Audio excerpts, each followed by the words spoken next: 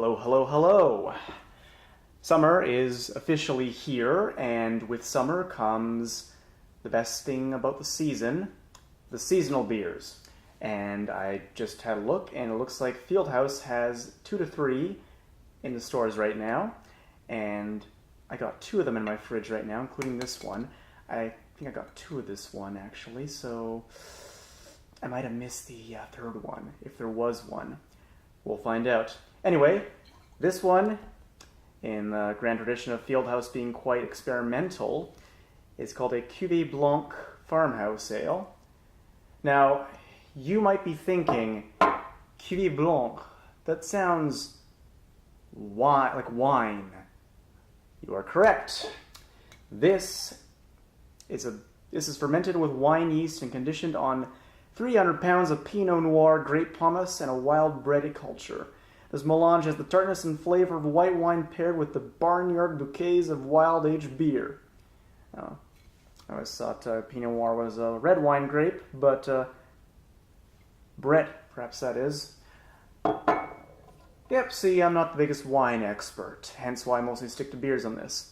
Anyway, as you can see, it's got a heck of a nice package. It's a bit more elaborate, a bit more fancy than their normal bottles, which the normal bottles look nice, but they also look kind of ghetto-ish, with the whole round bullet shape. Seems like the kind of thing you'd chug on a sidewalk. This, though, pure class, got a wax seal, which I've noticed a lot of companies are doing that a lot more nowadays. It's funny, we view wax as a kind of a symbol of wealth. You know, for so long it was used for sealing documents, complete with a personal seal. But wax is really not an expensive, material. And the only problem with wax is getting it off this dang thing. Alright, this could take a few seconds.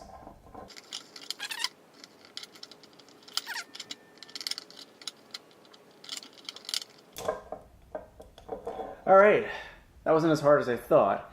If you guys know any easier way to rip the wax off this, feel free to let me know in the comments. I'm not a medieval lord who slices these things open every time a courier comes with a message, so I don't know how to do it for the most part. Anyway, let's crack her open. I have no idea which glass to use for this type of beer since it's so specific. But, so I just used this tall one I got from, oh no, it's Trading Post Brewing's beer glass. I hope Fieldhouse doesn't mind if I use their rivals. Alright, this is one fizzy beer. But it's dying down pretty fast. I can already smell real tartness in the air.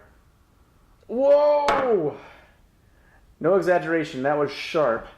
That was sharp and tart. Like, absolutely crazy. My nose hurts a little from that. Yikes. Imagine like the tartest grape juice you can imagine, or like champagne that's gone, like really tart champagne. This is what we got right here. Whew.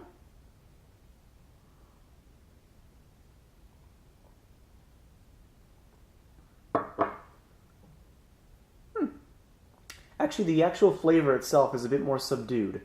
It's definitely tart, but it's not really offensively assaulting my tongue with tartness. It's actually quite smooth.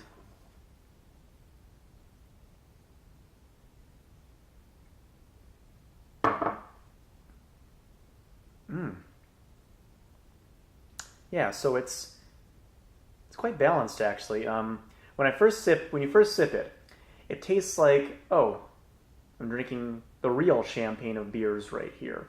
It tastes very similar to champagne at first, but it doesn't have the acidity or tartness that usually hits you when you swallow champagne. It's definitely still an ale, through and through.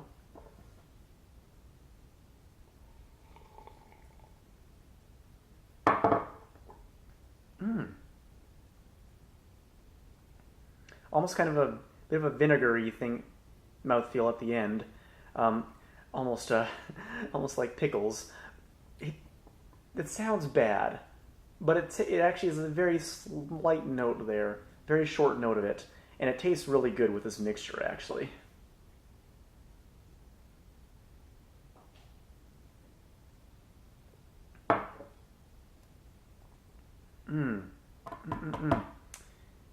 This is really good, and I can safely recommend it to you. It is probably a limited batch. It doesn't say on here that it's limited batch, but I'm willing to guess that it's limited batch. Usually when you see a wax seal on a beer, it's not going to be around forever. It's also Farmhouse ale, so those are usually wild yeast, and there's really only a limited amount of supply you can get of that every year.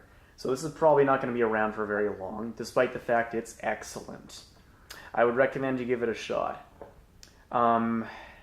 Fieldhouse, once again, knocks it out of the park with their experimentability, and in this case, they hit a home run. Very good beer. Try it out.